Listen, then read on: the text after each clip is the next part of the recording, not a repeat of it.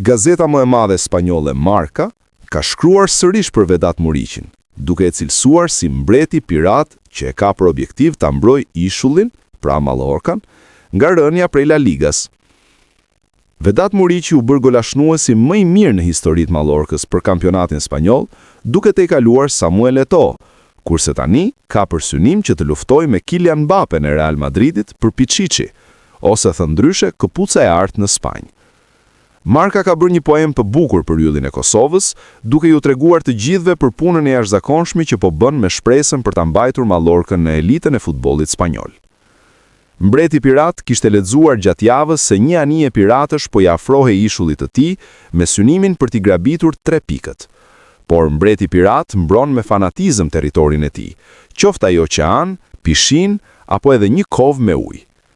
Vedat Muriqi zmbrapsi sulmin me një paraqitje të denjë për poema epike në Mallorca. Me 2 golat e tij, ai kalon Samuel Eto'o si golashnuesi më i mirë në historinë e klubit në La Liga dhe tani ndodhet vetëm 2 gola pas Kylian Mbappén në garën për Pichichi. Shkruan fillimisht gazeta spanjolle. Pastaj, Marca zbulon superfuqitë e Vedat Muriqit, që gjithnjë gjendet në vendin e dur kur i nevojitet klubit. Muriqi tregoi 2 nga superfuqitë e tij për të zhbllokuar ndeshjen.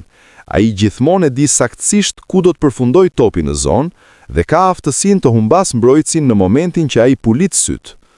Samu Costa devijoi një goditje këndi në shtyllën e parë dhe në të dytën, ndërsa Mendy shikonte i shqetësuar se e kishte humbur nga syt, Vedati ishte gati ta shtynte topin në rrjet.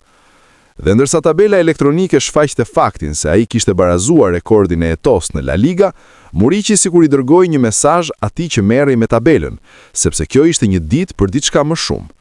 Mallorca organizoi një kundërsulm, Luvumbo harkoi bukur dhe Muriqi e preku topin për të mposhtur sërish Cardenasin, duke çuar shifrat në 55 gola në La Liga, 21 vetëm këtë sezon.